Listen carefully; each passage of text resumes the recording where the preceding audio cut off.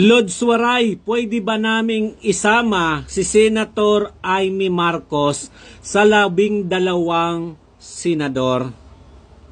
Hindi. Dapat huwag natin itong iboto si Senator Amy Marcos. Alam ko na marami siyang ginagawa para lumitaw yung totoo. Pero yung totoo ay hindi natin alam kung ito ay mga palabas at pagdradrama lang. Ano ang kailangan nating paniwalaan para iboto si Senator Amy Marcos? Alam ko kasi may mga Duterte supporter na nakukonfuse at gusto na nilang isama sa senatorial lineup si Senator Amy Marcos. Ang sagot ko ay hindi. Kung gusto natin ng mga Duterte supporters na maisama si Senator Amy Marcos, dahil ngayon ang ginagawa ni Senator Amy Marcos ay nagiging double-edged swords. Nagiging double-blade siya. Ano ang kailangan niyang gawin para maisama siya sa mga Duterte lineup?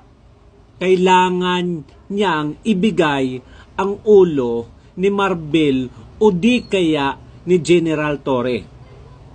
Ang dalawang ito na opisyalis ng gobyernong ito ay may kailangan panagutan sa mga Pilipino.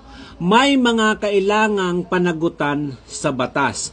Ngayon, kung mapapakulong, mapapakontempt ni Senator Amy Marcos, si Torre o di kaya si Marbil, tayo ay pwede nang magdesisyon kung pwede na siyang isama sa Duterte lineup or PDP lineup ngayong darating na midterm election.